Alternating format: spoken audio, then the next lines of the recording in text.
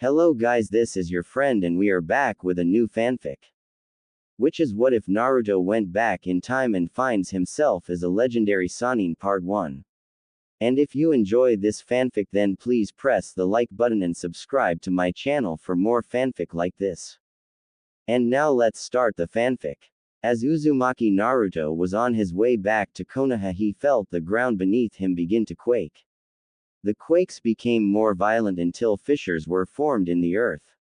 Off in the distance he felt an explosion of foul, malevolent chakra. Being a Jinchuriki, Naruto was easily able to identify the feel of demonic chakra. "I take it you can feel the brat," came a voice form inside Naruto's head. "I doubt there is anyone in the elemental countries that can't." "Kyuubi, what the hell is going on here?" asked Naruto. The Kyuubi replied with simply one word, Akatsuki. What you are feeling, brat, is the chakra of all of the Biju excluding myself being released at once, replied the Kyuubi in a somber tone. "Shit. Well, I've got to get back to Konoha and see what Ba-chan wants to do." "It doesn't matter, kid," said the Kyuubi interrupting his container, "seeing as the world will be destroyed." "What the hell are you talking about, Kyuubi?"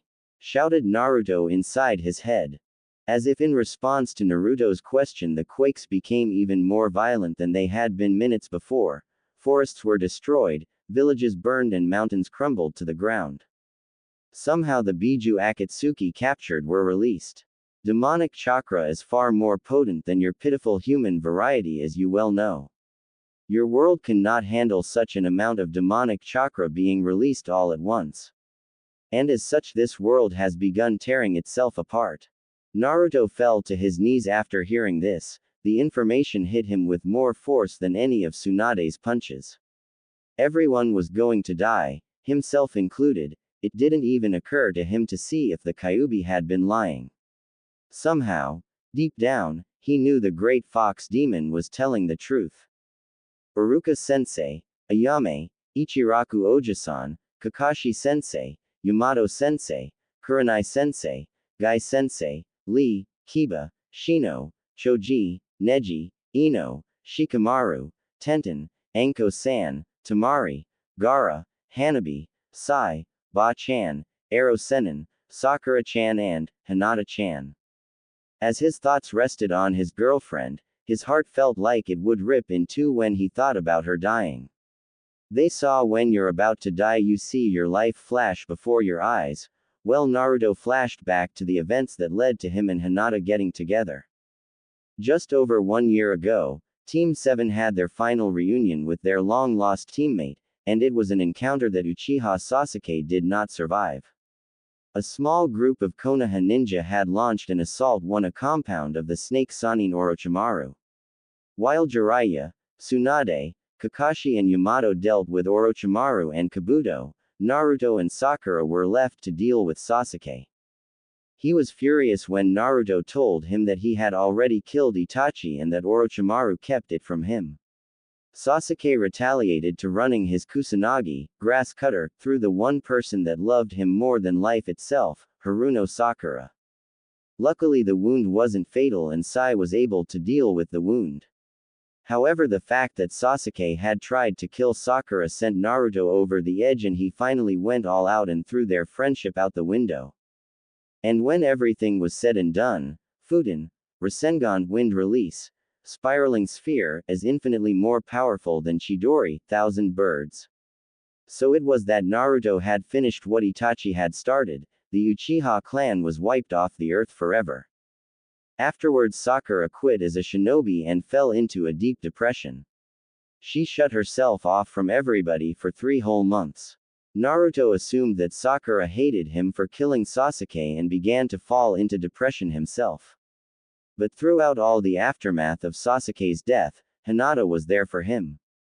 Within a few weeks Naruto came to terms with what happened and was back to his usual self. Hinata and Naruto continued to spend lots of time together and a month later Naruto fulfilled one of Hinata's greatest desires. Hinata got her first kiss from Naruto. And aside from the protests of the Hyuga elders, whom were quickly dealt with by Tsunade, it had been smooth sailing ever since. Tears started to form in Naruto's eyes, but sadness was quickly replaced with unbridled fury towards those responsible for the founding of Akatsuki, Konin, Pain and Uchiha Madara. But there were other things to deal with at the moment, so he quickly pushed those thoughts out of his head. He then asked the Kyuubi probably the most important question of his life.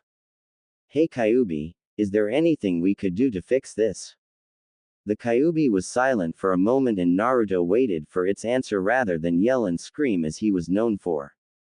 "Well brat, there is something we could try. But it is incredibly dangerous and will most likely result in both our deaths." As if sensing what Naruto was about to ask, the Kyuubi answered before Naruto could even ask the question. "Time travel. Baka Fox, everybody knows that time travel is impossible," claimed Naruto angrily. "It is impossible for you humans and yet that hasn't stopped you from trying for generations," said the Kyuubi with disdain. "However, there is a demonic technique that allows travel through time. The problem, however, lies in the fact that you are not a demon and there is not enough time to properly prepare the technique." "So what does that mean then?" "Well, even if you are a mere human, knowing you that would prove to be no problem. However, the technique entails a complicated set of seals drawn on the ground in concentric circles, which we don't have time to do properly. Basically, since the seals will be incomplete, we will probably both die," said the Kyuubi seriously. "Well, you know me Kyuubi," said Naruto to his tenant, "I've been defying the odds all my life, let's do it." Inside his cage the Kyuubi began carving out a series of seals with his claws. But time was of the essence and many of the seal circles were improperly aligned, while others were left incomplete. "I sure hope this works because I have no intentions of passing to the afterlife with this gaki." Within minutes the Kyuubi had drawn in all the seals he thought he had time for. Naruto notes that the sky had turned blood red and the severity of the earthquakes continued to increase. He also noted a faint orange glow coming from the direction of Konoha. "Alright brat, we're as ready as we're gonna be. So first I'm going to pour my chakra into the seals to activate them. Then I am going to force out as much of my chakra as I can through the seal to hopefully create a tear in time. Hopefully this will work and we won't end up dead. Well, let's get this show on the road then," said Naruto. "One thing before I start, since the seals are incomplete, I have no idea where we will end up in the past if this works. Oh, and this will hurt worse than anything you have ever experienced." Naruto was about to respond to the Kyuubi when suddenly he felt the Kyuubi release more of its chakra than ever before. And true to his word, Naruto found himself in more pain than he ever thought humanly possible. It felt like his entire body was burning from the inside out. Demonic chakra seemed to just spring forth from Naruto and erupt into the sky. Naruto was in so much pain that he just wanted it all to end. Suddenly he noticed something odd in front of him. It looked like the space in front of him was beginning to tear. Slowly but surely the tear began to get wider and wider, until it was about 3 times as tall as Naruto. Inside the tear there was a swirling mass of multicolored energy. "Just hang on for a few more seconds kid, almost done." Suddenly the energy expanded outward and completely enveloped Naruto. He felt himself being pulled forward into the tear and then everything went blank. Inside Naruto's mindscape, the unconscious form of Kazama Uzumaki Naruto was face down in front of the Kyuubi's cage. Slowly he began to stir and push himself up to a sitting position. "Now that you are awake brat, welcome to the past," said the Kyuubi. "What you mean it actually worked? We're not dead?" Naruto asked the Kyuubi eagerly. "No brat, we are not dead," replied the Kyuubi while snickering. "However, there are a few complications. First off, we are much farther back than we should be, decades before you were born. I am not certain exactly how far, but luckily we are only a mile or two from Konoha, so it won't be too hard to find out." After spending 17 years with the Kyuubi, Naruto could say that he knew the fox pretty well. Years of deception and plots to gain freedom had granted Naruto unique insight to the demon. So he knew there was something the Kyuubi wasn't telling him. "Well, at least I'm alive. I'll deal with the other stuff when I make it to Konoha. So how about you tell me whatever it is you're trying to keep from me? The Kyuubi bared his fangs in what could be considered a sly grin. Indeed, he found it increasingly more difficult to keep things from his vessel over the years. You're not as dumb as you look anymore, brat. It seems that somehow the time travel process has separated us. I am finally free from you. A look of pure terror washed over Naruto as he began to consider the implications of what this could mean. Although the two had gotten along better in recent years, Naruto knew that the Kyuubi would still devour him and probably destroy Konoha if given the chance. Ah, the beautiful stench of fear. You don't know how long I've waited to see you fear me, brat. But lucky for you, I won't be sticking around to devour you. What the hell do you mean? Asked Naruto. From the first day I met you, it's been one day I will free myself from this prison and devour you, blah blah blah. Indeed, normally I would seriously consider devouring you, but there is no need for that. I can feel my soul gradually leaving your body and merging with my own body in this time. After the process is complete, it seems I will be returning to Demon World. So I suppose you and your village lucked out, stated the Kyuubi simply. Realization slowly washed over Naruto's face. So you mean? Yes, you won't have to worry about me stopping by the day you are born, as I will be leaving this world permanently. Just don't ask me how a doorway to my world is opening or why we're being separated. I couldn't begin to tell you. I don't believe it. I'm gonna be normal. Nobody calling me demon brat, no Akatsuki coming after me. I'll just be Naruto, plain and simple.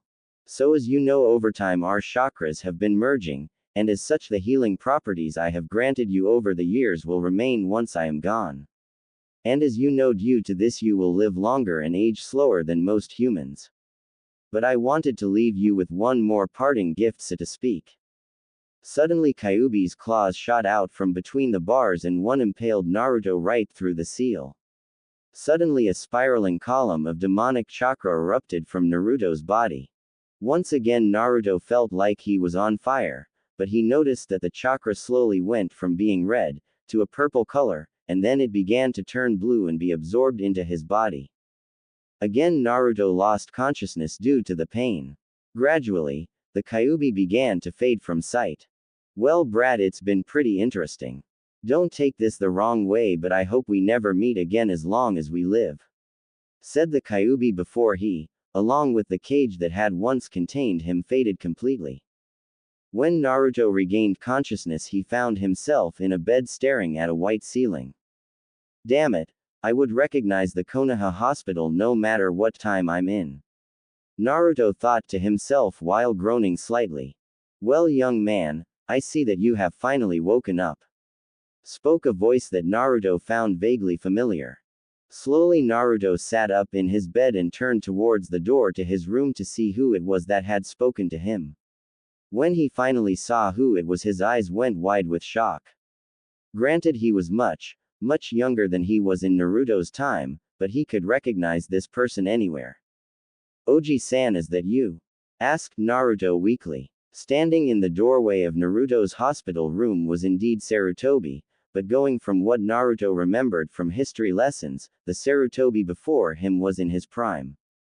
Naruto heard someone chuckle from behind Sarutobi before speaking. Well, Saru, this boy's lack of respect aside, he seems to recognize you. As Sarutobi stepped aside, Naruto's eyes went even wider, if that was possible, as a figure stepped into the room that Naruto had only seen pictures of. In front of him was the man who had helped his older brother establish Konohagakure no Sato, the village hidden in the leaves. Standing in front of Naruto was the Nadaime Hokage. That was the only thought going through Naruto's head as he looked right at a young Sarutobi and the Nadaime Hokage. When the Kyuubi said there was no telling how far back he might end up, this was definitely not what he had in mind. That line of though led Naruto to notice that his mind felt a bit less crowded than usual. Wait a minute, where the hell is the Kyuubi? For someone so used to having another presence inside of his head, the inability to contact the Kyuubi alarmed him for a moment. Then he remembered the Kyuubi telling him that should the technique be successful, They would be forever separated. The voice of the Nadaime, however, pulled Naruto from his thoughts. Well, I'm glad to see you are up and about. Naruto couldn't help but hesitate briefly when the Nadaime asked for his name. Crap, what am I gonna do? I can't take the name Uzumaki because Uzu no Kuni, Whirlpool Country, and my mother's family are still around in this time. But I can't call myself Namikaze Naruto because when Ero Sennin takes his team, people might see him and think I'm my own father. So Naruto did what he always does in situations like this. He did what he does best. He acted on instinct and made something up. Naruto, Kazama Naruto, replied the blonde. Well, allow me to introduce myself. I am the Nadaime Hokage, the leader of Konohagakure no Sato, village hidden in the leaves, and this is my former student Sarutobi. Now that you're awake, Naruto, I hope you are well enough to tell us a few things about you. Naruto nodded and the Nadaime took this as a sign to continue. You see, a strange flash of light was reported early this morning near the training grounds. This light was followed by a massive surge of chakra, and then you were found by Sarutobi where the chakra surge was reported. And he found you with these. The Nadaime held out his hand and showed Naruto the necklace Tsunade had given to him as well as the remains of his Hitai-ite. Naruto was at a loss. He had just assumed he would end up at some point in his past, not decades before even his father was born. I always assumed that I would have to explain a few things to Oji-san. He would know I was lying but would still trust me anyway. He was at a crossroads. He could either tell the truth about what had happened and be declared insane, or he could lie.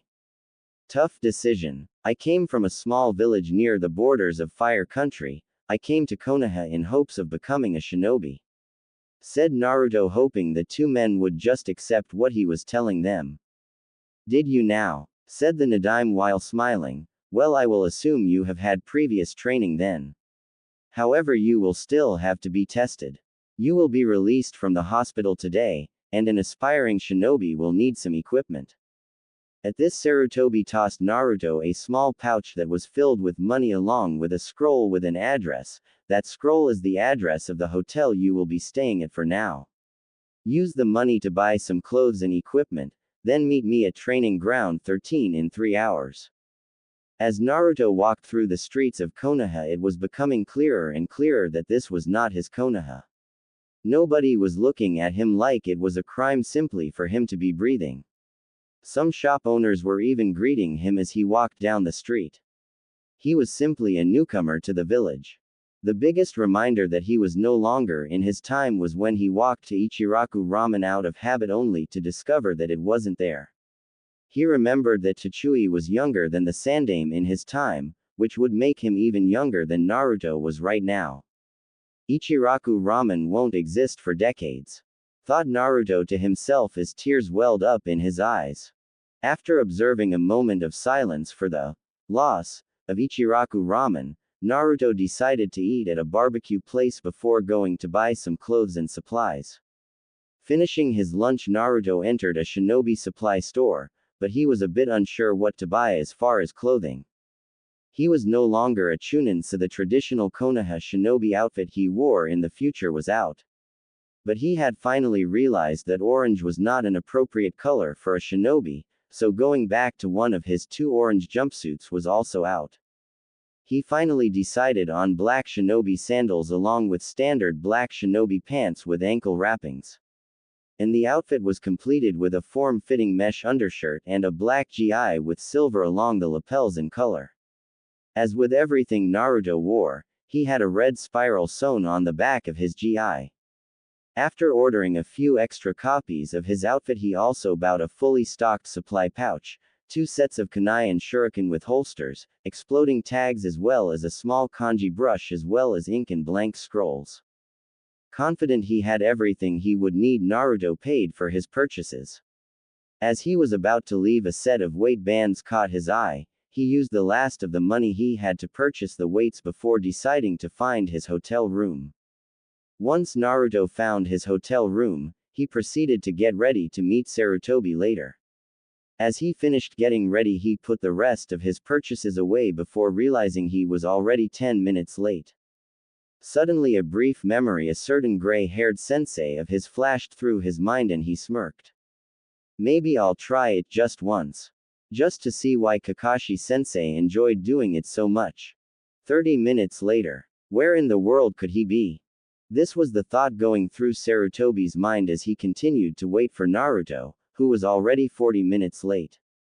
What kind of aspiring shinobi would be late to their own genin exam? He was pulled from these thoughts as a certain blonde finally arrived at the training ground. Yo, Naruto, where have you been? Asked Sarutobi in a somewhat annoyed tone. You are 40 minutes late. Sorry about that, I got lost on the road of life, said Naruto, perfectly mimicking the trademark excuse of his former, or rather future sensei. The man who would become the Sandaime Hokage sweat dropped upon hearing Naruto's ridiculous excuse for his lateness. Well, now that he's here, Saru, I guess we can get started, said an amused Nadaime Hokage as he emerged from the forest. So the two shinobi took Naruto through the various portions of the genin exam. They were quite impressed. With the exception of his above-average ranking with Genjutsu, he performed exceptionally in all other areas.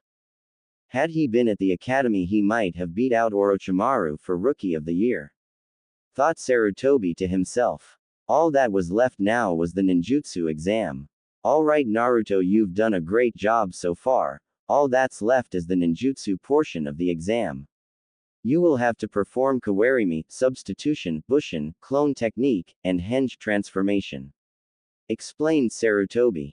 Without missing a beat, Naruto disappeared in a puff of smoke, and in his place was a log. He then emerged from the forest just behind where they were all standing.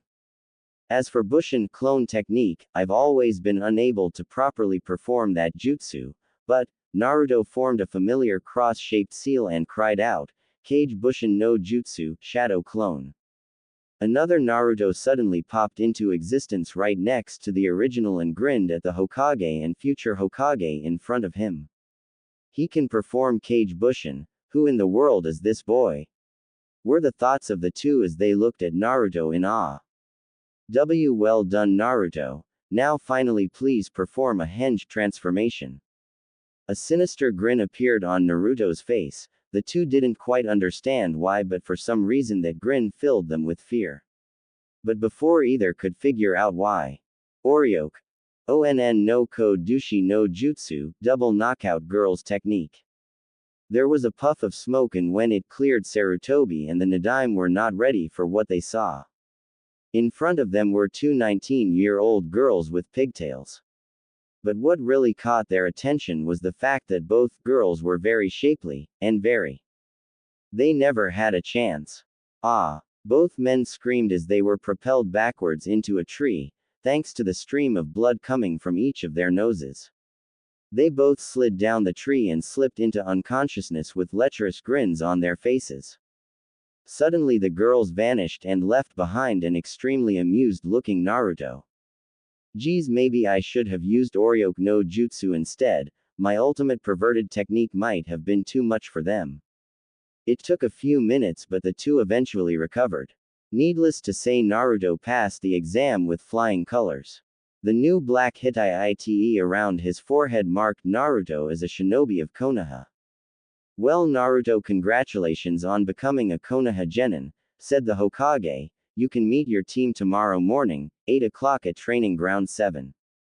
Alright then, see you old guys later, said Naruto as he turned to leave. Oh, and Naruto, said the Hokage to his newest shinobi, that technique and any other hentai jutsu of yours are all now S-ranked forbidden jutsu.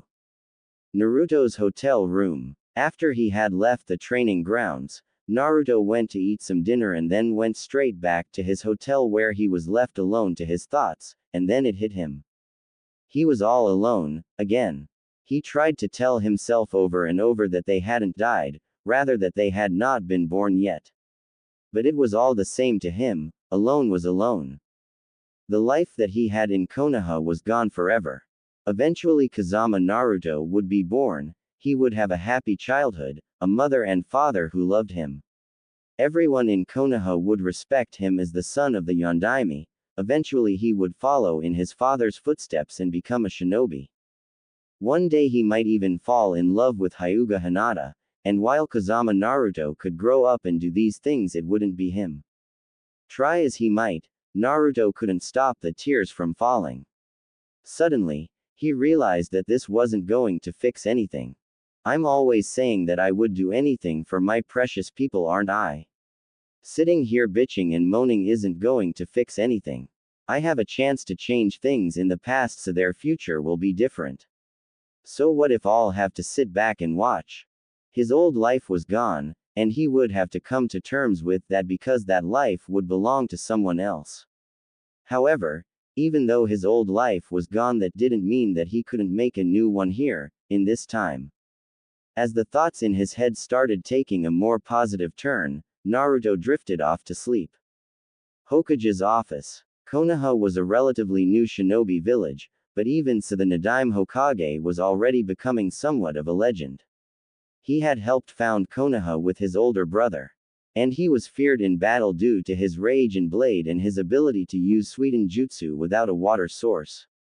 As great a warrior as he was, the greatest enemy of all Kages managed to defeat him every time: paperwork. It was an unrelenting enemy that never diminished and had an infinite number of allies. So when Sarutobi came into his office, he was very grateful for the distraction. Busy with paperwork again, I see, Hokage-sama. Saru, how many times must I tell you that it is not necessary to address me that way? Said the Nadaime jokingly. Now I assume you've come with a report. Yes, sensei. We have pushed the enemy back deeper into their territory than we had anticipated. They have also suffered significant losses. Said the Hokage thoughtfully as he stroked his chin. It appears that we can finally put an end to all this bloodshed. Have another battalion ready to move out with me tomorrow morning. Hopefully we can convince them to sign a treaty rather than be forced to destroy them. Do you really mean to do it after this war is over, sensei? Yes, I think the end of a war is a fitting time for change. The next generation is ready to take over. Besides Saru, I think you'll make a fine Hokage. You are already known throughout the shinobi world as the Professor, and the God of Shinobi, and most importantly, you would do anything to protect your village and its people. Sarutobi was happy that his former sensei had so much faith in him. He had been selected to become the Sandaime Hokage over his major rival for the position, Danzo. I'll try my hardest to live up to you and the Shodaime's faith in me. Now what about Naruto? Asked Sarutobi. Well, the fact he was lying about where he came from aside, he seems to be highly skilled as a shinobi. Should he prove to be loyal, I think we can expect great things from him in the future. It's strange, sensei, began Sarutobi. We both know he wasn't telling the truth about where he came from, but I'm not worried about him being a possible spy. I can't explain it, but I just know I can trust him. Well, I honestly hope your intuition is correct. In either case, you'll be able to keep an eye on him from now on. The first four-man squad in Konoha's history. You have your work cut out for you, Saru. The alarm in Naruto's hotel room went off, and without so much as a groan he got up and went into the shower. Spending 2.5 years constantly traveling with Jiraiya, he had been woken many times at odd hours in the morning. As such, getting up early was no longer a problem anymore. He briefly entertained the idea of being late again. After trying it once, he could see why Kakashi did it so much. It was fun seeing people's reactions to his excuses. But seeing as it would be his first time meeting his team, he decided it would be better to make a good impression. So he got dressed, went out for some breakfast, and then began to make his way to Training Ground 7. He was a bit early, so he walked leisurely through Konoha towards his meeting place. It's going to be strange seeing that training ground again without them. Naruto mused to himself. As he arrived at the training ground, he froze in shock at what he saw. He had never expected this to happen. Why in the hell didn't I expect this? They were both there when I called Sarutobi Oji-san, so it makes sense for them to put me on a team with someone I was familiar with, even if they didn't know how. Well, Naruto, welcome to Team 7. Sarutobi then introduced him around. He had thought Jiraiya was lying when he told him that Tsunade was flat-chested as a genin, given her future development. But lo and behold, there she was, flat-chested and all. Naruto was thankful that Orochimaru wasn't very talkative. He had greeted him and said hello, but that was all. It took everything Naruto had to keep his face blank and keep from projecting killer intent at the future snake Sannin, but he had. But after he met Orochimaru, he noticed that someone was missing. Well, Naruto, it appears your final teammate is La. Sarutobi never got to finish his sentence due to a smoke bomb that went off in front of them. Naruto's sweat dropped. He knew what was coming next. Sure enough, as the smoke began to clear, he heard a voice. Behold, Konoha's greatest shinboy and master of stealth. The one whose supreme manliness and good looks can woo women twice his age. The great Jiraiya-sama has arrived. I can't believe he does things when he's 50 that he used to do when he was 12. Naruto couldn't help but laugh as he looked at his future sensei. Sure, his unruly white hair was much shorter, as were the red markings under his eyes, but he was still Jiraiya. I wonder if he already peaks at the hot springs at this age. Knowing him, the answer is probably yes. Though Naruto to himself, well, new kid, I see you've already met Orochimaru and flat chest over he. This time it was Jiraiya who didn't get to finish his sentence, courtesy of a punch from Tsunade that planted him on the ground. Pervert. I told you to stop calling me that. It's not my fault I haven't developed yet, Jiraiya Baka, screamed Tsunade. Unknown to the two of them, but both Sarutobi and Naruto had the same thought going through their head as they watched what was happening in front of them. This is going to be interesting. Naruto's first week as a member of Team Sarutobi had been interesting to say the least. Their time had mostly been spent working on D-ranked missions and team-building exercises. And did they ever need it? Although getting used to a fourth team member was not the problem. Sometimes Naruto couldn't believe that these three bickering children would eventually become the greatest team of shinobi that Konoha would ever produce. Having only been on the team a little over a week, he hadn't gotten to know them particularly well yet, but that would come in time. He did seem to naturally get along with Jiraiya and Tsunade, however. I suppose that's natural. Even though they're only children, I did get to know their future selves pretty well. In a way, I know them better than they know themselves, Naruto mused to himself. Orochimaru, however, was a different story. Naruto preferred to keep him at arm's length. He knew he wasn't exactly being fair. There was no guarantee that he would become the Orochimaru that Naruto remembered, but for no, he couldn't help it. Every time he looked at him, he saw Orochimaru's ranked missing nin and Konoha's greatest traitor. There were also times where some of his mannerisms were eerily reminiscent of Sasuke, which struck another nerve. And then there was Sarutobi, who aside from being 30 years younger was the same kind old man he'd always known. Right down to the way he would look at Naruto and seem to be able to read him like a book. This would probably explain why he had been paying special attention to him. Not that I blame him. I figured that no matter what I said, Oji-san would know I was lying. Pushing those thoughts out of his mind, Naruto decided to finish getting ready to go train with his team. After all, he was already 30 minutes late. 10 minutes later. Damn it, Sarutobi-sensei, where the hell is he? Screamed a frustrated Jiraiya. As Sarutobi looked at his other two genin, he could see Orochimaru was visibly frustrated and that if Naruto didn't show up soon, Tsunade might just take her frustration out on Jiraiya. Frankly, he could understand where they were coming from. It was impossible not to be frustrated at Naruto when he would do this.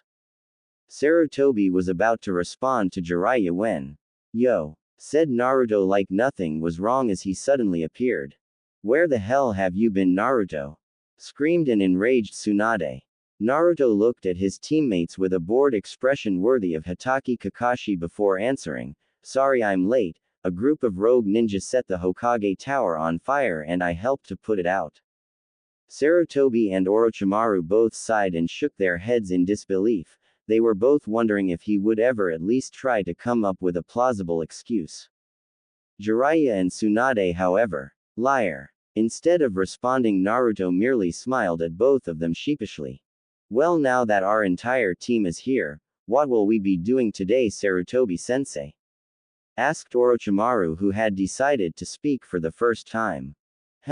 Said Sarutobi to himself as he seemed to be asking himself the same thing.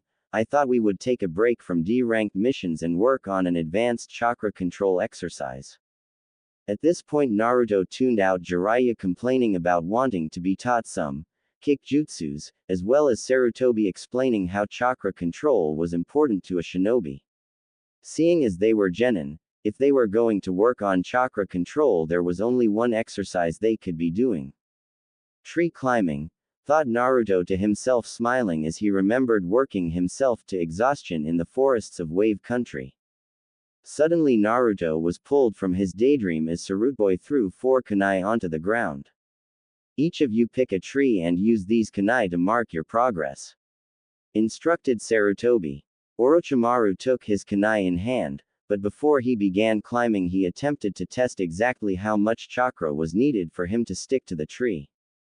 He really is a genius, thought Naruto as he couldn't help but be impressed by what Orochimaru was doing. Tsunade got about 10 feet up on her first try before slipping off. Jiraiya, on the other hand, barely made it 5 before the bark cracked and he was propelled from the tree. Smooth move, Jiraiya baka, taunted Tsunade as he landed on the ground in an unceremonious heap. Before Jiraiya could respond, Orochimaru finally began to climb his tree, and he made it twice as far as Tsunade had before, marking his progress as he began to slip. Well done, Orochimaru, and you as well, Tsunade. Jiraiya, you could stand to learn something from how Orochimaru approached this exercise. Said Sarutobi. At this, Jiraiya was fuming. It's always Orochimaru this, or Orochimaru that. Suddenly everyone noticed that Naruto had started to climb his tree. He made it about halfway up before he fell, surprising everyone, Sarutobi included. That was very good, Naruto, praised Sarutobi as he stared at Naruto intently. He wasn't the only one, the rest of his team was looking at him oddly as well, especially Orochimaru. I suppose he isn't used to being outdone. Well, that's definitely better than I did my first time with this exercise. But judging by the look Oji-san is giving me, I suppose I did a little too well. Thanks, Sarutobi-sensei, said Naruto while smiling. He wasn't used to getting too much positive attention. Naruto began to notice that the dynamic between Jiraiya, Orochimaru and Sarutobi was not all that different than that of himself, Sasuke and Kakashi was. With that in mind, he couldn't help but sympathize with Jiraiya a little, so he decided to help him out. Not bad for a first try, you two. The key is to use the proper amount of chakra, said Naruto to his blonde and white-haired teammates. Jiraiya, you need to try using less chakra, while you, on the other hand, Tsunade, need to use a bit more. Heeding their teammates' advice, the two got back to work. Tsunade began to gradually improve her progress, but Jiraiya was still struggling, so Naruto decided he might need a little extra motivation. You know, Jiraiya, the sooner you finish with this tree climbing exercise, the sooner you can go peeping at the hot springs, whispered Naruto into his teammate's ear. The white-haired boy suddenly went stiff, and Naruto was confused because he was sure that would be exactly what Jiraiya needed for motivation. He was about to apologize when Jiraiya turned around, and Naruto saw something that both amused and frightened him.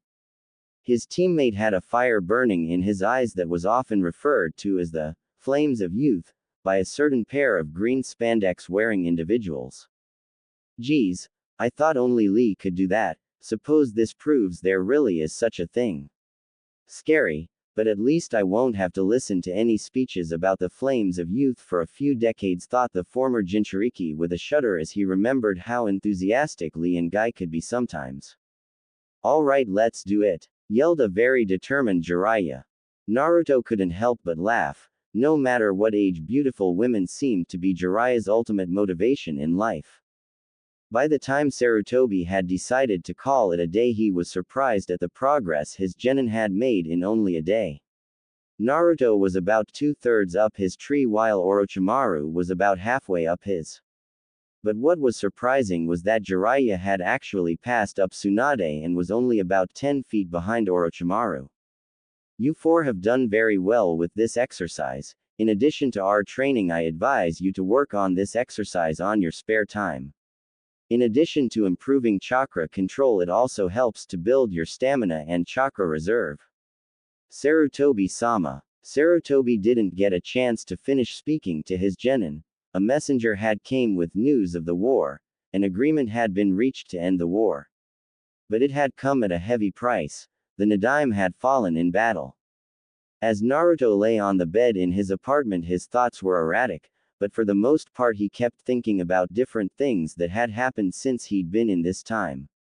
His apartment reminded him of the fact that he had moved in the day that the Nadaime had left for the front lines. Then his mind drifted to Sarutobi and Tsunade. The Nadaime's death would probably hit the two of them harder than anybody. He was more to those two than just the leader of Konoha. To Sarutobi he was a mentor and a friend, while to Tsunade the man was family. Thinking about Tsunade had made him remember his first meeting with his new teammates. Flashback. The three young genin were looking at their new team member with confusion evident on their face.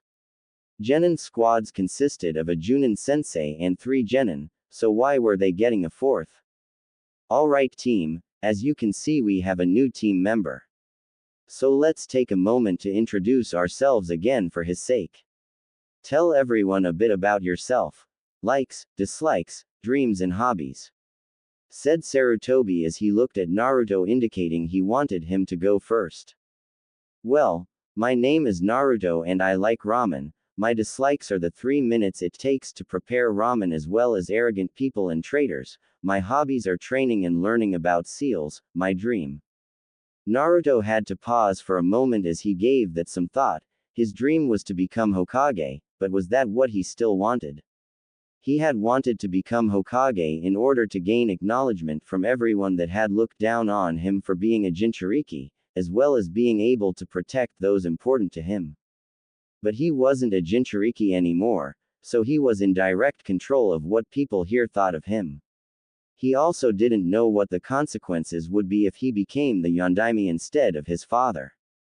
My dream is to be the greatest shinboy in Konoha's history and to be happy.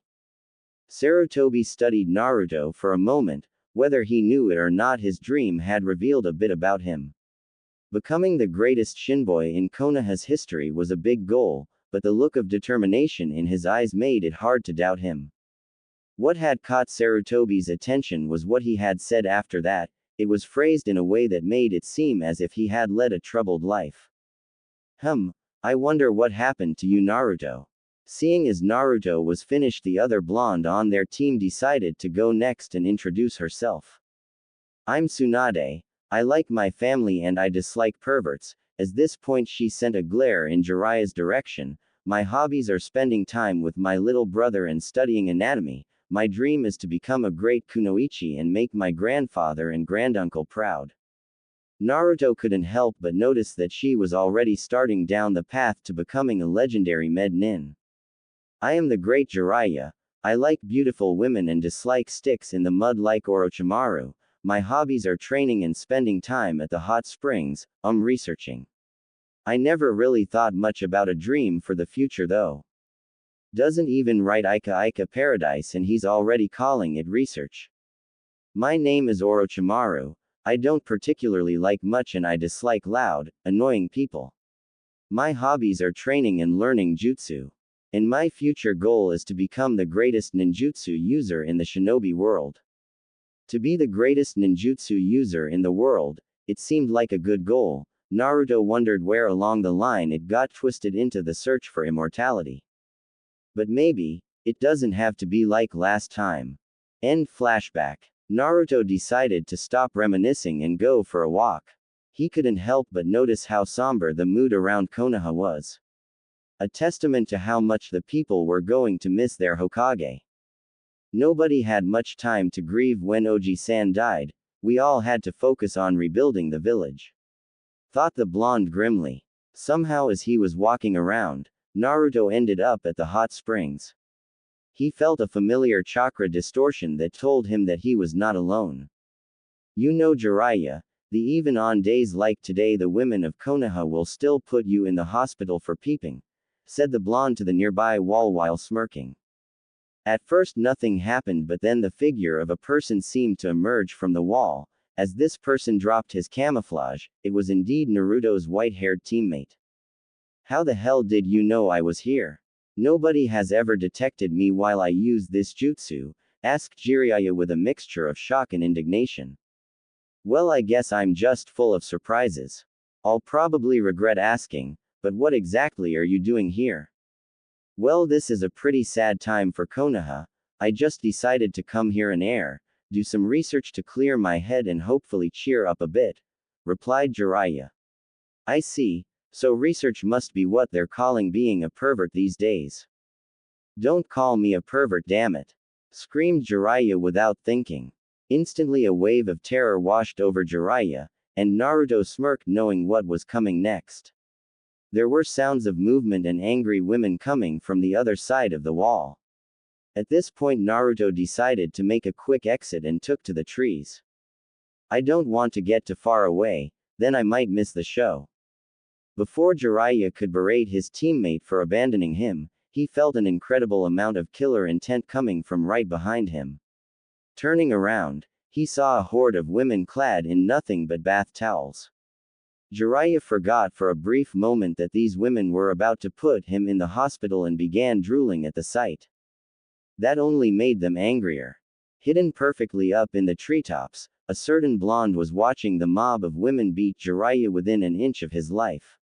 As he sat there he felt a smile creep onto his face, just for a moment while he was talking to Jiraiya and watching him get beat up by angry women, it felt just like old times.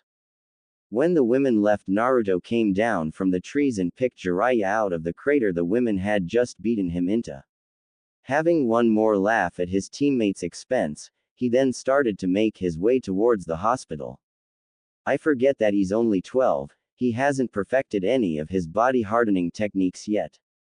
Oh well, sooner or later he still had that coming. Jiraiya didn't stay long at the hospital. He only needed to be treated for minor cuts and bruises, well, minor for a shinboy. The doctor, however, was curious. Jiraiya refused to tell anyone how he had gotten injured in the first place. After Jiraiya had been patched up, the two genin wandered around the village for a while. With Naruto poking fun at Jiraiya's previous situation, of course. The two went and ate before deciding to go their separate ways for the night. The next morning Naruto woke up and started getting ready for the Nadime's funeral. He showered, ate, put on his all-black shinobi funeral outfit and left the house. The first thing that Naruto noticed was that unlike with the Sandame's funeral, it wasn't raining. The whole village came to pay their final respects to their fallen leader.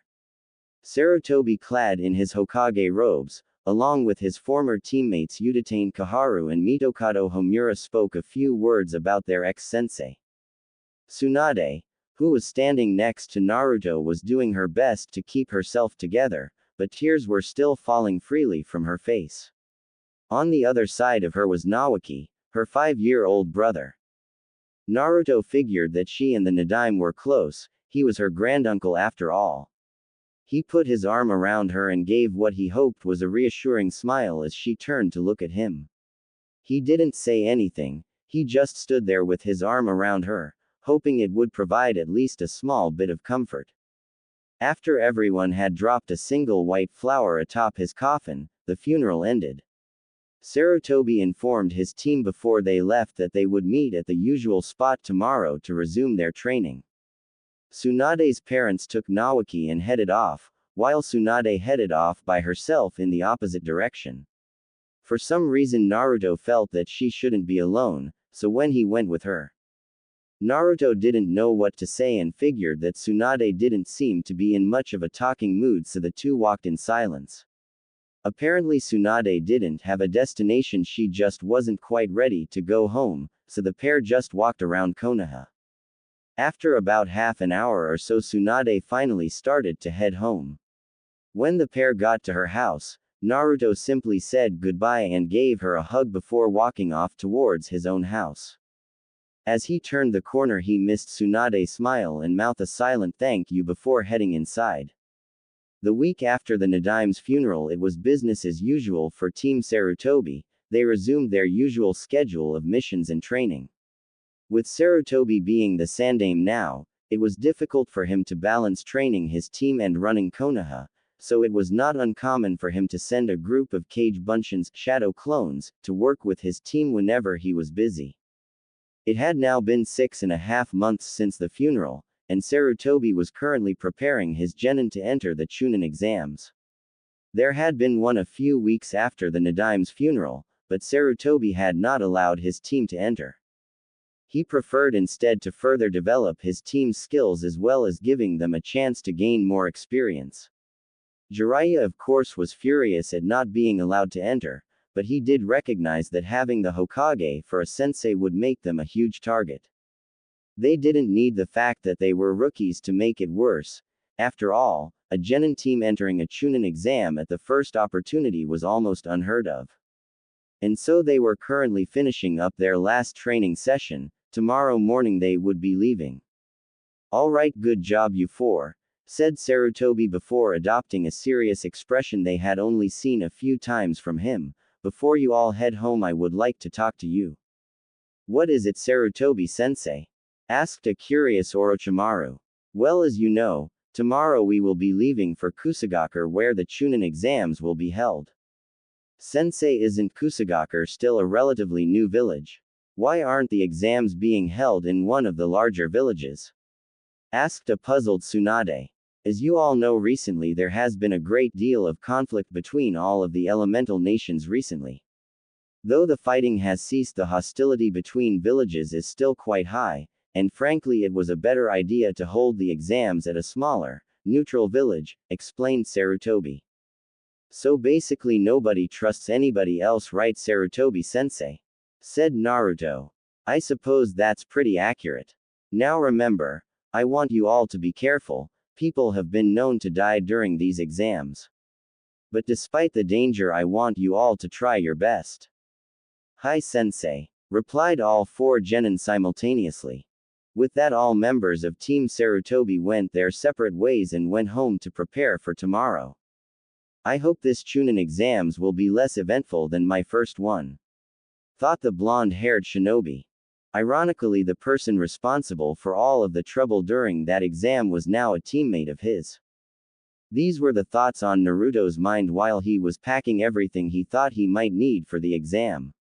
Given his previous experiences with the chunin exam, he couldn't help but be cautious and pack a little extra of everything. While he was packing, he also wondered what the exams would be like, how strong the other teams would be, and also if he would be promoted to chunin. Across Konoha, thoughts similar to these were also on the minds of his three other teammates. Naruto awoke early the next morning and set himself about preparing to leave his apartment. After he had showered, eaten and double-checked his supplies, he decided to head for the main gate. After all, this is pretty important, so I'll do one better than show up on time. I'll be early, thought Naruto with a smirk as he tried to envision the reaction of his teammates. He arrived at the gate a full 20 minutes early, to notice to only person there was a very surprised-looking Orochimaru. Even after all this time, he still couldn't get that apprehension regarding the future snake sannin out of the back of his head. But he had resolved a while ago to try and make a serious effort to get to know Orochimaru. After all, it didn't necessarily have to happen the same way as it did before. Suddenly Naruto was pulled from his musings as Orochimaru spoke up. "I'm surprised to see you here early of all things," said Orochimaru. "Well, what can I say? I like to keep you guys on your toes," replied a grinning Naruto.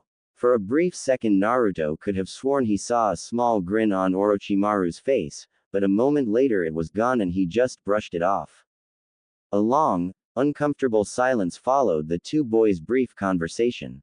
This just served to remind Naruto of how far he used to go to keep Orochimaru at arm's length. He also recalled when it was brought to attention that his behavior wasn't just affecting him. Flashback. Okay, today we are going to pair off and do some sparring, taijutsu only. So Jiraiya, you spar with Tsunade and then Orochimaru you will be sparring with Naruto, explained Sarutobi. Jiraiya and Tsunade both glanced at each other briefly before turning to look at Naruto. For some reason Naruto went out of his way to try and have nothing to do with Orochimaru whatsoever. They figured that he would try to get out of working with him. And sure enough, Naruto was about to voice his objections to working with Orochimaru when, "Damn it, I can't take this anymore," screamed an irate Tsunade. "Naruto, I don't know what the hell your problem is with Orochimaru, but get over it. We are a team, the four of us, and it's time you started acting like it." End flashback. And just like that, Tsunade had put Naruto in his place. He could have sworn that for a moment he saw Tsunade Bachin yelling at him rather than his teammate. So like a good boy, he had resolved to work on his relationship with Orochimaru. Who would have thought that she could be just as frightening at 12 as she can be at 50, thought Naruto to himself. So how do you feel about our chances in the chunin exams, Orochimaru? I am not sure. The exams are said to be extremely difficult, especially on a genin squad's first try. But I still expect to do well, even if I do not get promoted, answered Naruto's pale teammate. Both boys continued to engage in some light conversation about the exams, and when their other teammates arrived they joined in as well. This was the scene that greeted Sarutobi when he finally arrived, all four of his charges discussing the exam. At seeing all four of them finally starting to bond, he couldn't help but smile. Alright, it is time to depart. It is almost a 6-day journey westward to Kusagakure. The exam, however, starts in 7, so the quicker we get there the more time there will be for you to rest up, said the Sandaime to his team. Are you four ready? Hi sensei. And with that the five set off westward towards Kusa no Kuni, land of grass. Most of the journey them through fire country, which was uneventful for Naruto. During his training with Jiraiya he had been all over fire country as well as a few other places. However, he had never been to Kusa, so he was looking forward to seeing what it was like. So Naruto took particular notice as the landscape began to change. The lush green forests of Hai no Kuni, land of fire, began to thin out and eventually gave way to open plains that signified the beginnings of grass country. After a few more hours Team Sarutobi found themselves traveling through a dense bamboo forest. Naruto paid particular attention due to the fact that he had never quite seen anything like this before. After all, bamboo was non-existent in Konoha. Alright team, if we pick up the pace we can reach Kusagakure, hidden grass, within the hour, said Sarutobi as he began speeding up. And just like that Naruto was pulled from his sightseeing as the team sped onward. Like their sensei had said, they indeed found themselves at the gates of Kusagakure in less than an hour. For genin who had never been out of fire country before, a different hidden village was quite a sight. From what they had seen, Kusa no Kuni was mostly a mixture between bamboo forests, slightly rocky terrain and of course grassy plains. The village seemed to be naturally surrounded by a bamboo forest, so for the most part there was no need for the high walls that Konoha boasted. The village itself was smaller than Konoha, but had an entirely different look and feel to it. If Naruto had to pick one word to describe Kusa, it would be green. For indeed, even within the village itself there was an abundance of plant life, be it grass fields, trees, or other exotic plants. Other than that, most of the buildings and shops appeared to be standard. Many of the various shops, clan houses and various other structures would not have been out of place in any other shinobi village. However, the one exception to this was their cage tower. It was massive, easily the tallest building in the village, which is normal for a shinobi village. But what was unusual was what the tower was constructed of. It seemed to be made of an elegant sort of marble material. Naruto couldn't help but notice that it looked more like a sculpture than where the strongest shinobi of the village spent his time. As Team Sarutobi continued through the village towards their hotel, each member of the team had their minds on the exam. Naruto exuded somewhat of a focused calm, Orochimaru had schooled a neutral expression onto his face, Jiraiya had on a cocky smirk, but Tsunade seemed a bit troubled. It's unusual to see Tsunade like this. I wonder what the problem is, thought Naruto to himself silently. His time with his new team had given him a much better understanding of women than he had previously possessed at age 12. So he knew it was best to catch Tsunade alone before trying to find out the problem, rather than putting her on the spot in front of everyone. Naruto decided to keep his mouth shut as they continued on their way. After checking in, the team proceeded to their rooms. Being the only kunoichi of the group, Tsunade had gotten her own room. The addition of Naruto split the boys up as well. Naruto roomed with Jiraiya and Orochimaru was with Sarutobi. Before you all go to your rooms, I have just a few things to say. First off, the chunin exams officially begin tomorrow morning at 9. Here are your entry passes for the exam, said Sarutobi as he handed each of his charges a form of paper.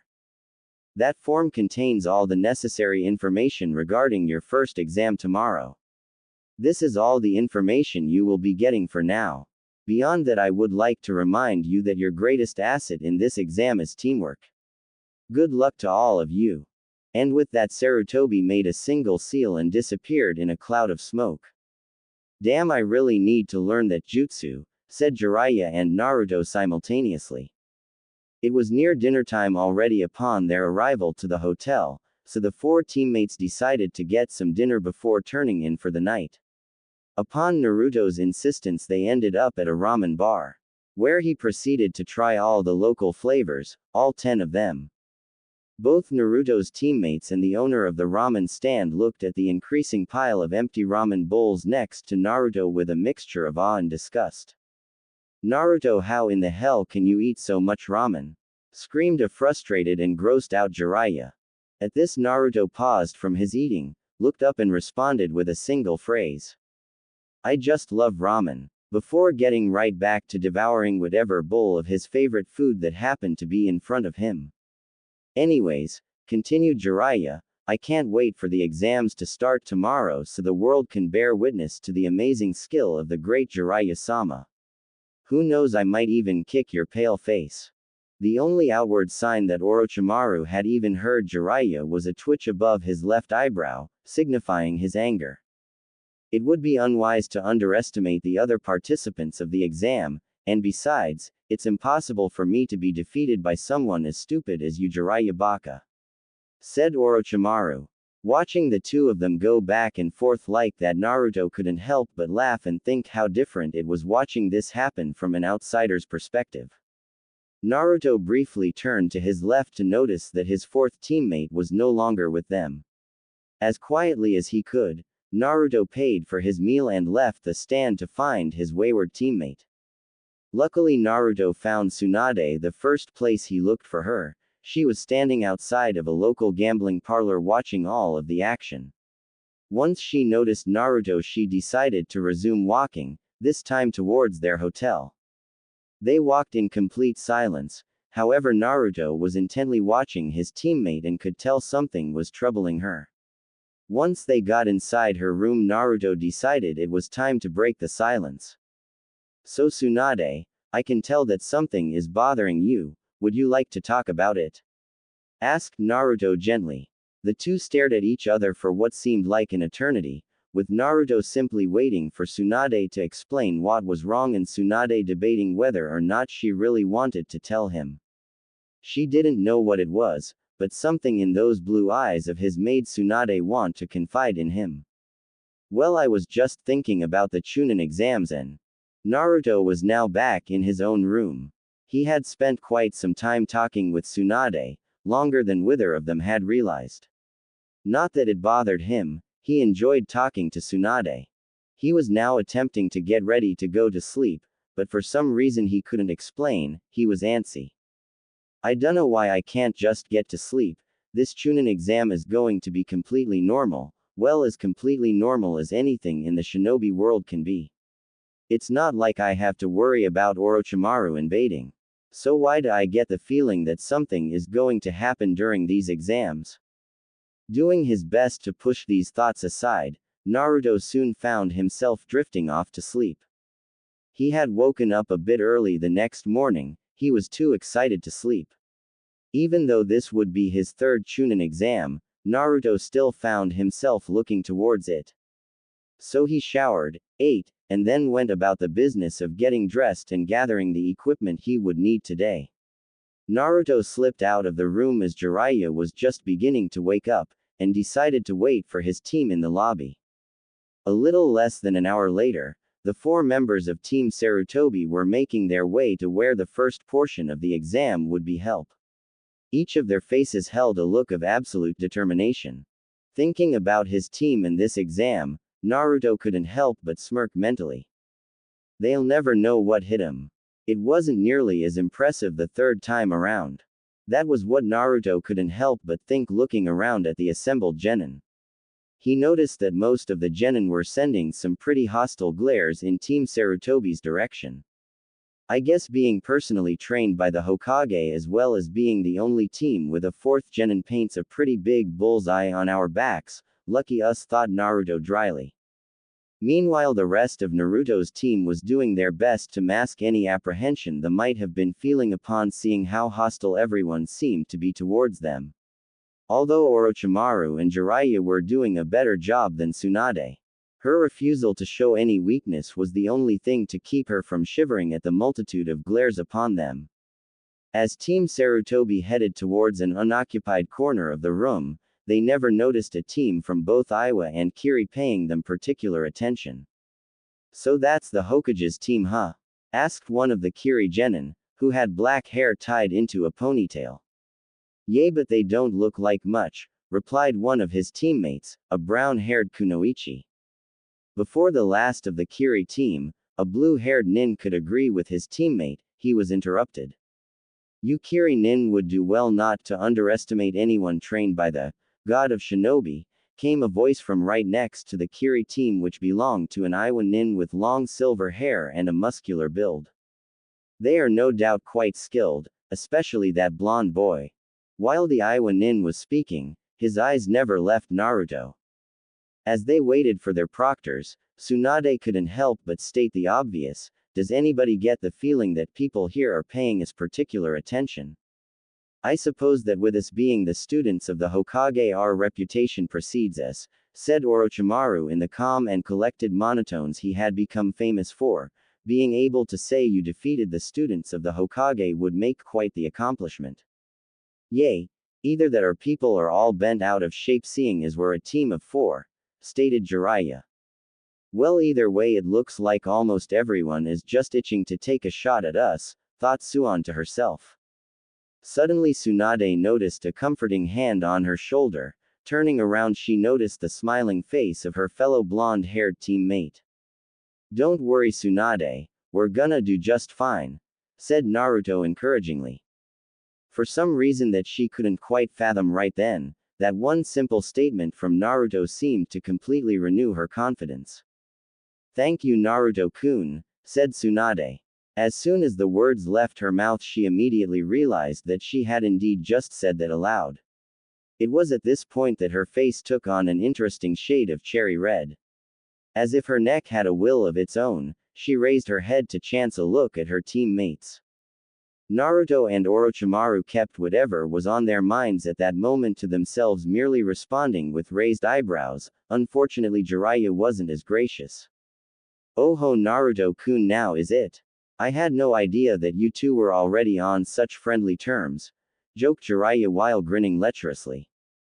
Tsunade quickly snapped out of her embarrassment and handed Jiraiya a one-way ticket to the floor. Fool, thought Orochimaru. No matter what, I suppose Ero Sennin will always be a baka, thought Naruto as he shook his head in exasperation. It was at this moment that the chunin exam proctors arrived. The head proctor was for the most part unassuming, save for a horizontal scar on his face that ran cheek to cheek. Welcome to Kusagaku's chunin exam, I will be your head proctor for this stage of the exam. When your team is called, follow your respective proctor to your team's assigned meeting room. Once you arrive, your exam will begin, explained the Kusa nin curtly. One by one exam proctors would call out a team and then lead them up one floor to their meeting room. After about half of the teams had been called. Team Sarutobi from Konoha, please follow me, said a female Kusa chunin. Wordlessly 4 genin stood up and followed the proctor who had called them up to the next floor of the building they were in. This floor consisted of what looked to be mostly offices. Soon after, the members of Team Sarutobi found themselves in a small room that had been made to resemble a mission planning area. I will be your proctor for this portion of the exam, you may refer to me as Taka, stated the woman. Well, Taka-san, what are our instructions for the first exam? Asked Orochimaru. Before answering, Taka pulled a scroll from her pouch and summoned a folder of documents from within it. This year, the initial stage of the chunin exam will be a mock mission of sorts. Your team is charged with the retrieval of vital documents from a secure location. This folder contains all necessary information regarding your mission.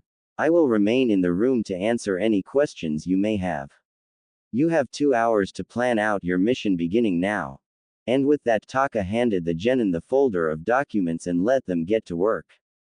Going through the documents, it was stated that the exam would take place near the northeastern section of grass country near the border to Earth country.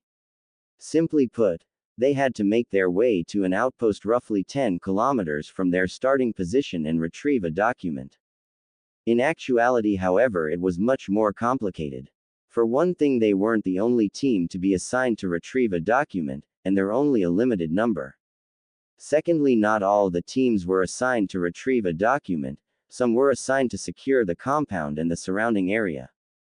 After about 30 minutes of reviewing the information given to them, Jiraiya was the first to speak. Damn, this could be tricky.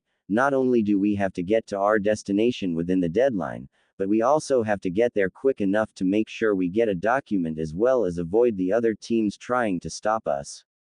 Glancing at the map of the area they were given, Orochimaru suddenly had an idea.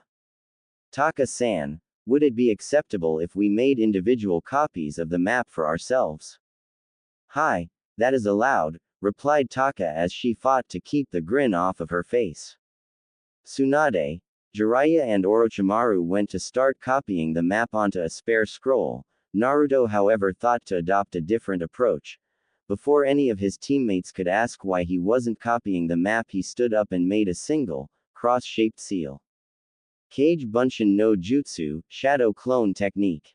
As 4 clones of Naruto suddenly came into existence and set themselves to the task of making copies of the map, 4 people had to pick their jaws up off the floor. After all, a genin shouldn't be capable of making Kage Bunshin's shadow clones. Well, this group is definitely full of surprises, thought Taka. The Narutos ignored the shock of their teammates and continued copying the map. Once the maps were finished, the remainder of the team's time was spent going over strategy. They decided to get to the compound as quickly as possible, avoiding combat whenever possible. Since there was no way of knowing how well guarded the compound would be, they decided to plan their infiltration once they got there. The final thing they did before time was up was discuss what to do in the event they became separated. It was at this point that Taka once again made her presence known. Well, your 2 hours is up. Congratulations on passing the first exam, she exclaimed cheerfully. Shock was evident on the faces of Tsunade, Jiraiya and Orochimaru. Naruto, however, was facing away from everyone so nobody could see his face. Suddenly he began to laugh. Well, damn, why didn't I think of that? He said to himself. What the hell is so funny? And what do you mean we just passed the first exam? The first exam is what we just spent 2 hours planning, said Jiraiya with an irate tone, obviously not appreciating being left out of the loop. Chunin are expected to be able to effectively lead a squad of shinobi, thus making you responsible for the lives of your teammates. Not only must you be able to effectively lead a mission, you must also effectively plan for a mission. Those who foolhardily charge into situations unprepared will end up getting themselves or their comrades killed. Trash like that are not fit to become chunin, explained Taka. Remember what the head proctor told us at the meeting room. He said the exam would begin as soon as we were separated, stated Naruto in an amused tone of voice. And indeed it did, but even though you didn't know you were being tested, you passed with flying colors. You all have the rest of the day off. Meet at the area indicated on the map tomorrow at 10 a.m. to begin the second exam. And again, congratulations on passing the first exam, said Taka before unlocking the room and letting everyone file out. As the Konoha genin left to enjoy the rest of their day and prepare for tomorrow, Taka couldn't help but be impressed. The team of the Hokage had passed with flying colors. Those four are something else. I get the feeling one day the whole shinobi world will know their names, she thought to herself with a smile before leaving. All right, we kicked on the first exam, yelled an enthusiastic Jiraiya, pleased with his team's recent success. Said team of genin was currently walking through the streets of Kusa, both enjoying the rest of their day as well as trying to find their sensei. After all, Sarutobi would definitely be interested in knowing how his team performed. However, one of them decided to voice something that had been on their minds since the exam. Naruto, began Orochimaru, drawing the attention of his teammates, when did you learn Kage Bunshin, Shadow Clone? Suddenly Tsunade and Jiraiya had their eyes on their two other teammates, for they too had been wondering where Naruto had learned such an advanced skill. As Naruto looked at Orochimaru, he noticed he had the same look in his eyes that he had when they did the tree climbing exercise all those months ago. A mixture of curiosity with a slight twinge of jealousy. A look that surprisingly, his teammates were mirroring. Crap, thought Naruto to himself, I should have known they wouldn't just let that drop. Looks like they think Oji-san been showing me a few things on the side. Well, that's not the case. But then again, I learned it after stealing the Forbidden Scroll almost 40 years from now. Won't fly either. Sarutobi-sensei and I haven't been training in secret, if that's what any of you are thinking. At this the features of his teammates softened slightly, but where I did learn it as a secret. Naruto suddenly took a turn down a mostly deserted street, and though slightly confused as to where he was going, his team followed anyways. Tsunade and Jiraiya seemed to accept that they weren't going to get anything more out of him. Orochimaru, on the other hand, was about to question Naruto further when the blonde in question stopped moving and turned around. You might as well come out now. Suddenly three blurs jumped down and landed in front of Naruto and his team. He recognized them as the team from Kiri without even needing to look at their Hitai. At the sudden appearance of enemy genin from another village, Tsunade and Jiraiya pulled out kunai and assumed defensive positions. Orochimaru and Naruto, on the other hand, didn't appear to be threatened by these newcomers at all, at least to the untrained eye. Well, are all you Konoha nin this jumpy? Spoke the tallest of the trio. A blue-haired boy who held a sheathed katana in his left hand. Why don't you tell us whatever it is you came here to say and stop following us around? Said Tsunade. This blue-haired nin from before spoke again. Very well, Tsunade, I suppose it's only prudent for us to get to the point of our visit. This statement earned raised eyebrows from Team Sarutobi. I suppose we shouldn't be surprised that you know of us, spoke Orochimaru. After all, most shinobi would want to keep an eye on any shinobi trained by the Kage of another village. It was at this point that the lone female on the Kiri team spoke. Tsunade, Jiraiya, Orochimaru and Naruto, students of Sarutobi the Sandaime Hokage, aka the Professor or God of Shinboi. We came here to tell you that you four will be our targets for this exam. We will defeat you. Throughout this whole meeting, the third member of the team from Kiri, a boy with black hair tied into a ponytail, who had two wakizashi sheathed on his lower back, never took his eyes off Naruto. And to be honest, he was starting to get a bit annoyed. You look like you have something you want to say to me, said Naruto. My name is Kenkaku Tishu. I look forward to testing my abilities against you, Naruto, said the boy who called himself Tishu. Naruto noticed that a thick mist began to form on the street they were on, and when it cleared, the team from Kiri was gone. That Tishu guy reminds me of Itachi, and that can't possibly be a good thing. With their unexpected visitors gone, Team Sarutobi decided to continue on their way. They had barely been walking for a few minutes when Naruto's stomach decided to make its presence known. As Naruto's stomach grumbling drew the attention of his entire team, he simply put his hand behind his head and smiled sheepishly. Anyone want to join me for some ramen? At this point Tsunade, Jiraiya and Orochimaru's sweat dropped before walking off, leaving Naruto to seek out his favorite meal on his own. I take that as a no. 8 bowls of ramen later Naruto decided to call it quits, but rather than return to his hotel he decided to continue walking around Kusa. After a little while he found himself in what he concluded must have been a training area. The sun was just beginning to set and for some reason he couldn't explain, Naruto felt compelled to watch it. Suddenly Naruto looked behind him and threw a kunai into the bushes. You know I'm getting real sick of people following me around today, he said in an annoyed tone. From the bushes emerged a boy with long silver hair and a muscular build. Naruto identified him as an Iwa nin from the Hitai around his neck. He also noted this mysterious nin had caught his kunai in between 2 fingers. I apologize for following you all day, I was simply waiting to catch you alone before introducing myself, said the boy in a cheerful tone. My name is Heibashi Tushiro, it's a pleasure to meet you Kazama Naruto. With his introduction he extended his hand, which Naruto shook. Well, you already seem to know who I am, said Naruto with a smirk. Oh indeed I do, and now that the introductions have been made I'll be taking my leave. The next time we meet I'm going to kill you, said Tushiro with a smile on his face. Will you now? Might I ask why you want me dead? Certainly, I believe that aside from myself you might be the strongest genin in this exam, Tushiro continued to speak in the same cheerful tone, thus I want to fight you and when we do I am going to kill you.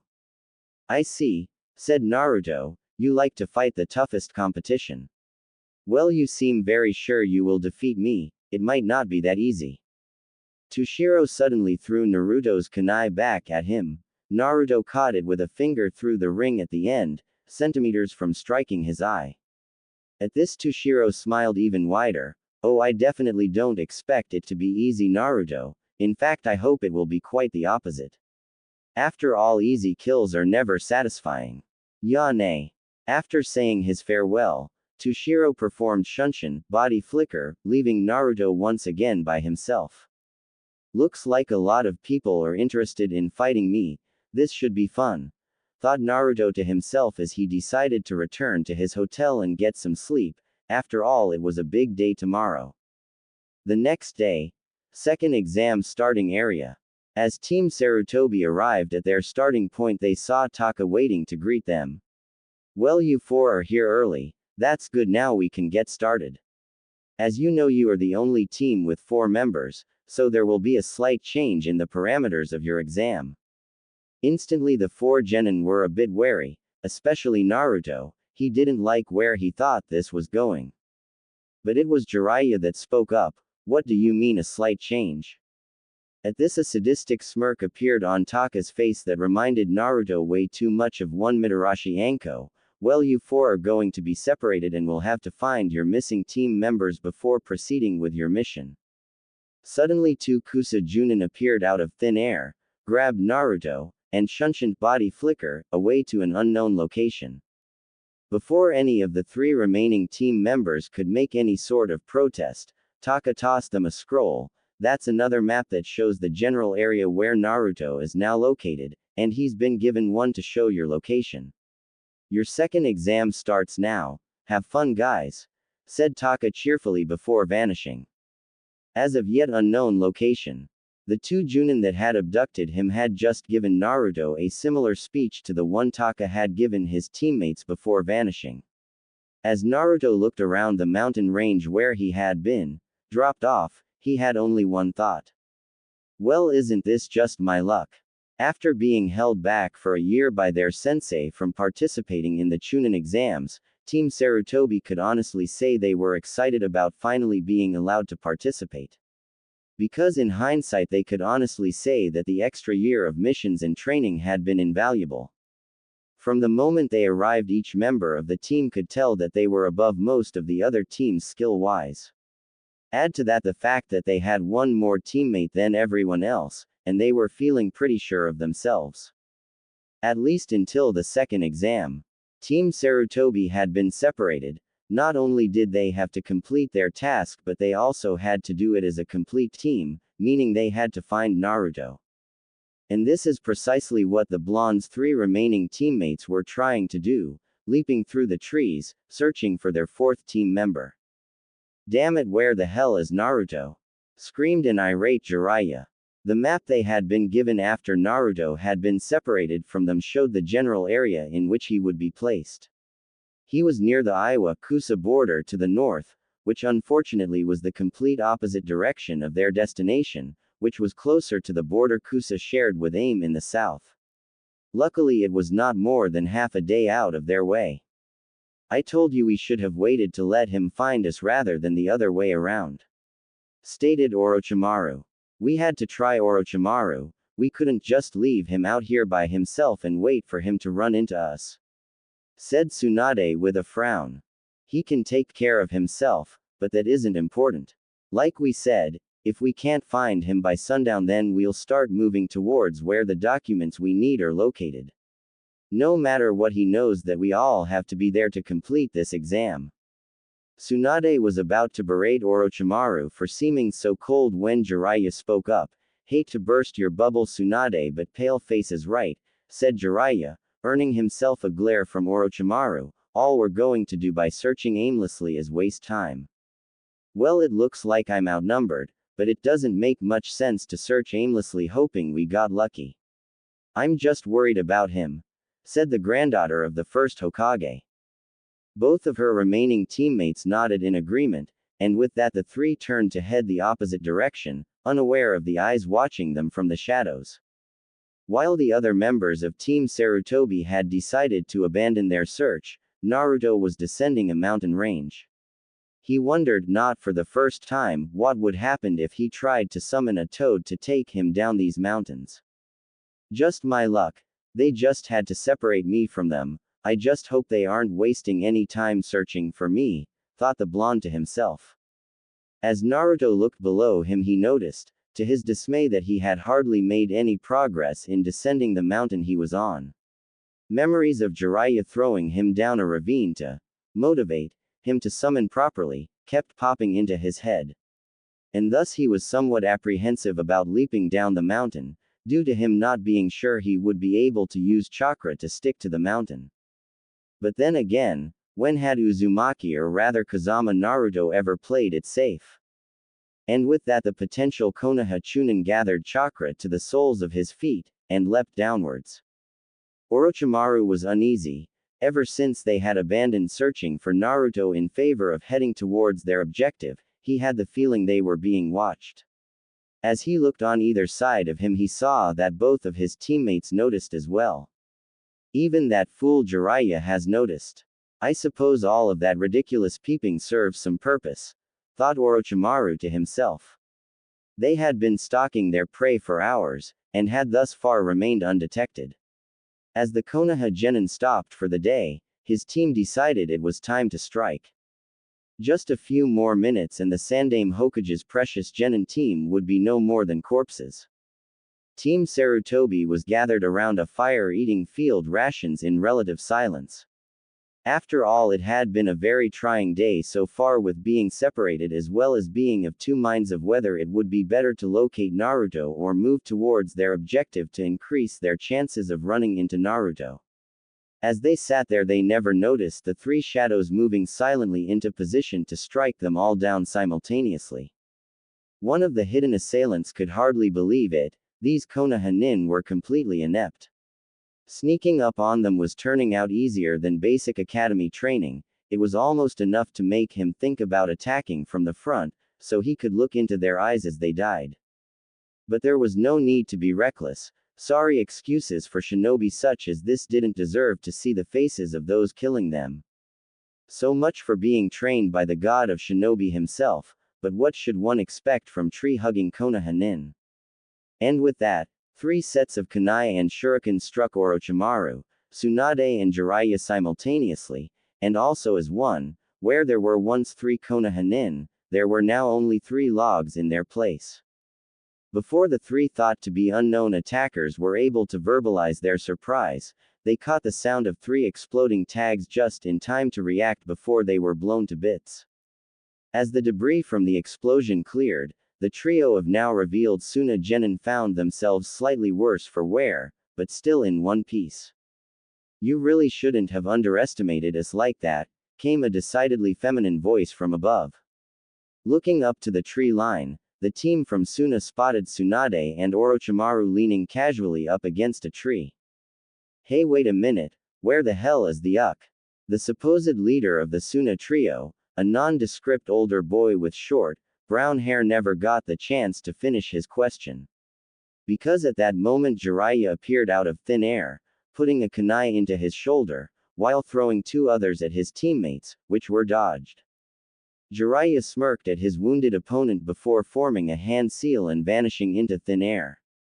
All of the Suna team jumped back and assume a guard position, frantically trying to locate Jiraiya before he strikes again. Suddenly, someone threw a smoke bomb, and from within the smoke, behold the unbeatable, ultimate stealth peeping technique, Toten no Jutsu transparent escape technique. Now prepare yourselves for defeat by the shinobi with no equal in all of the shinobi nations, the great Jiraiya-sama. The moment the smoke had cleared, everyone in the clearing saw Jiraiya in what all thought was the most ridiculous-looking pose ever. Picking up on the fact that nobody seemed to be impressed, Jiraiya adopted a fighting stance as his 2 teammates dropped down next to him. The Suna trio cursed their luck. They had assumed that Team Sarutobi were nothing more than a bunch of spoiled brats playing at being ninja. They had completely ignored the fact that the Sandaime Hokage was widely regarded as the greatest shinobi alive, so any students of his would no doubt be skilled. Underestimating them had resulted in one of their teammates without the use of an arm, creating a serious mismatch. Both teams stood across from each other, but nobody made a move. Suddenly the members of Team Sarutobi shot forward to engage their attackers, in hopes of creating enough distance between to separate their opponents from their teammates. Jiraiya was able to separate the Suna genin he had already injured from his 2 teammates, but Orochimaru and Tsunade were unsuccessful in that regard. With Jiraiya, how could I have been hurt by this white-haired idiot? This was the thought that went through the head of the injured Suna genin as he dodged a series of punches and kicks courtesy of Jiraiya. Suddenly one of Jiraiya's punches snuck through his guard to connect with his jaw and send him tumbling across the ground. The white-haired Konoha nin seized the opportunity to flash through a set of hand seals, before taking a deep breath. Kaden. Gokaku no Jutsu, Great Fireball Technique. Seeing a giant fireball heading his way, the Suna nin wisely decided to dodge. The kunai still lodged into his shoulder didn't completely render his arm useless, but it was bad enough to where he couldn't possibly hope to trade ninjutsus with his opponent. What he needed was a distraction. In a flash of inspiration he pulled the kunai from his shoot and threw it in between himself and his opponent, with an explosive tag around the hilt. It wasn't close enough to Jiraiya to cause damage, even if he hadn't noticed at the last moment, but it did give him the distraction he was waiting for. Damn it, what the hell is he up to? Wondered the yet-to-be-toad summoner. Jiraiya was no berating himself for not pressing his advantage. With his opponent's arm as injured as it was, he couldn't hope to use ninjutsu effectively in combat. He would need extra time to form hand seals due to his injured arm. Time that Jiraiya gave him by messing around. Suddenly Jiraiya leapt away as he sensed an incoming presence on his left side. As the debris finally cleared, he noticed that indeed the explosion had given his opponent the necessary time to form hand seals. Kei's no Yaiba, Sword of Wind, was all the Suna nin said before he charged. Being on the defensive, Jiraiya now noticed that his opponent was a lot faster than he thought. Knowing he couldn't dodge forever, because he would eventually get caught and then cleaved in two, Jiraiya desperately racked his brain for a way to defeat the trademark Suna technique. The Suna genin overextended on one of his slashes, giving Jiraiya an opportunity to create some distance courtesy of a crushing punch to the face. He wasted no time forming hand seals and was already launching his technique before his opponent had even recovered. Kaden. Hausenka no Jutsu, mythical fire phoenix technique. Unlike before, this fire technique created a number of smaller fireballs, which the Suna nin was hard-pressed to dodge being caught off balance. Unfortunately, one fireball managed to connect with the very hand he held his own technique in. And Fuden techniques feed Kaden techniques. His entire right arm erupted in flame as he let out an ear-splitting shriek, while he attempted to heap dirt onto his arm in an effort to douse the flames. While he succeeded, the damage was already done, as his entire arm was charred black. But he had little time to worry about his arm, as Jiraiya delivered a crushing blow to the back of his head that sent him into unconsciousness. Jiraiya spared his downed opponent one final glance, before rushing off to assist his teammates. With Suand and Orochimaru, Jiraiya's teammates were having a slightly more difficult time in dealing with their opponents, who were highly skilled at working in tandem. Tsunade and Orochimaru on the other hand were not. For some strange reason both Tsunade and Jiraiya worked together flawlessly with Naruto rather than Orochimaru, even though they had only known Naruto for about a year. On the other hand, from the moment Team Sarutobi had been formed, Orochimaru had been labeled the prodigy. That revelation tended to inflate his ego at times and make him difficult to work with. With the addition of Naruto to the team, Orochimaru had become the fourth wheel, so to speak. It was a startling revelation on Tsunade's part, one she resolved to work on fixing as soon as possible. That is if we ever make it out of here, thought Suan to herself as both she and Orochimaru picked themselves off the ground. So this is all the prized team of the Sandaime Hokage is capable of. What a disappointment. Well, what did you expect from two brats and a girl? Taunted the two Suna genin. Tsunade clenched her fists in anger. She hated this, being looked down on for being a kunoichi. Unfortunately, it was a common attitude that men made better shinobi, one that she desperately wanted to change. Got any ideas, Orochimaru? She asked her teammate. Meanwhile, said genin was in the process coming up with a strategy by going over what their opponents had displayed so far. Both nin did their country of origin proud by being adept at Fuden wind jutsus, but one was also good at genjutsu, enabling him to use genjutsu from a distance as support while his teammate attacked from mid to close range with ninjutsu and taijutsu. Ideally, if either himself or Tsunade could engage the shinobi talented in genjutsu at close range, he would be unable to support his teammate, but unfortunately area-affecting Fuden techniques were good for keeping people at a distance. Suddenly, a plan began to form. Tsunade, I need you to disable the nin casting the support ninjutsu, said Orochimaru as he motioned to the Suna nin farthest from them. I'll give you an opportunity to get close, just make sure you get it done. Sounds good to me, I take it you'll handle the other one. To this question Orochimaru merely nodded and started to form seals before shouting out. Fuden. Daitapa, wind release. Great breakthrough. The massive burst of wind that shot forth was easily avoided, being the Suna genin recognized the technique, and moved just in time.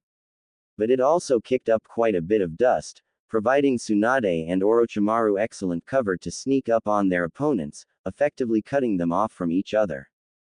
As is common with genjutsu users, taijutsu is frequently their weak point, which was unfortunate for the Suna genin currently facing Tsunade. Not only was she exceptionally gifted in taijutsu, she was a lot stronger than she looked. And she was systematically beating the crap out of him. In a desperation move, he attempted to create some distance between the two of them so he could hide under a genjutsu. Suddenly Tsunade seemed to just appear behind him, and sent him crashing to the ground due to a swift chop to the back of the neck. When he tried to stand, the Suna nin discovered that his body did not seem to want to respond the way he was telling it to. What the hell did you do to me? He asked Tsunade in a tone that was a combination of anger and fear. You have become the first proud success of my first original technique Ranshinsho, chaotic mental collision. I converted my chakra to electricity and used it to disrupt your nervous system. You won't be able to move properly for hours," stated Tsunade with a barely concealed hint of pride. Tsunade then moved to restrain her downed opponent, but as she drew out ninja wire to bind his arms and legs, the Suna genin decided to be a sore loser. "Undo whatever it is you just did to me, you stupid flat-chested bitch." The minute the words left his mouth, he felt a malevolent aura descend upon him that made it difficult to breathe. He had never felt anything so terrifying in his entire life. As he looked up to meet Tsunade's eyes, he thought that just maybe he had made a mistake. Meanwhile, Orochimaru was just about to finish his opponent when the bound form of the Suna nin Tsunade had been fighting flew through the air and landed at his feet. The nin had 2 black eyes, a broken nose, and was missing a large number of teeth. "Must have said something to upset her like that idiot Jiraiya usually does," mused Orochimaru to himself. The sight of the beaten form of his teammate caused the last Suna nin to take his eyes off of Orochimaru for a moment, but that was all that he needed. He soon found himself bound by Orochimaru's arms even though the rest of him was a good 8 feet away. "Looks like you're done too, Orochimaru," came the voice of Tsunade from behind him. "Knock him out so we can find Jiraiya and get moving." At this, a sinister grin formed on the face of Orochimaru before he answered, "Not before he gets taught a lesson." Suddenly Orochimaru extended his head and neck over to his opponent and bit down between his neck and shoulder. The Suna nin screamed in agony before he dropped like a puppet with his strings cut before succumbing to unconsciousness. "What the hell was that? All you needed to do was knock him unconscious?" asked an irate Tsunade. "Nothing much. Just a variant of Doku Kiri, poison mist technique, that I've been working on for a while now," stated Orochimaru as if he didn't have a care in the world. "You poisoned him like a snake would," came the voice of Jiraiya as he dropped in from the trees above. "That freaky neck-stretching thing was just plain disgusting." "Let's get moving," said Orochimaru before he took off into the treetops. His teammates took one last look at Orochimaru's poisoned opponent before following suit. Meanwhile, Naruto was making far more progress getting out of the mountain range he was on. The end of the range was in sight. A few more hours and he would be on flat, solid ground. "Although getting out of this mountain range will end up taking a bit longer than I had thought, I'm going to have to pick up the pace if I want to find everyone and complete this exam," thought the blonde to himself. "Stupid future memory of Jiraiya pushing me off the edge of a cliff," grumbled Naruto. Unfortunately, the rocks Naruto had just landed on were unstable, and gave way the minute he landed upon them, revealing the hole they had been covering. As it caught him by surprise, Naruto was unable to stop himself from falling in. Luckily, the drop was not steep enough to cause any serious injury or to knock him unconscious, it was simply rather painful. Somehow the hole he had fallen into had managed to cover itself with rocks again, leaving him trapped. "Great. Not what the hell am I supposed to do?" said Naruto as he picked himself up from the floor and noticed he could not climb out the same way he fell in. Strangely enough, there were torches in the cavern that sprang to life at that exact moment, and as Naruto looked around trying to figure out where the torches came from, he noticed what looked to be a cave entrance. With nowhere else to go, he decided to see where the cave led. The cave entrance led to a path that only went straight forward. As he walked through the cave, the torches dimmed. They never went out, but the light level reminded Naruto of the hallway he always went down in his mindscape to get where the Kyuubi was caged. Nearing the end of the hallway, the lights continued to dim even further, and before he was once again in darkness, the former Jinchuriki could make out he was about to step into another large cave. As he did so, he could immediately tell that he was not alone, but he could also tell that whatever else was in here was not threatening. He got the impression he was being watched, or rather evaluated. As he wondered what could possibly be alive down here, a voice spoke out, "Welcome, he who once contained the Kyuubi." Before Naruto could wonder how whatever was here in this cave knew that, torches once again seemed to light on their own. And Naruto found himself staring up at something that he had though could not possibly exist. Naruto found himself staring up at a dragon. "Welcome, young one," spoke the dragon in a wise tone, "you are to become our summoner."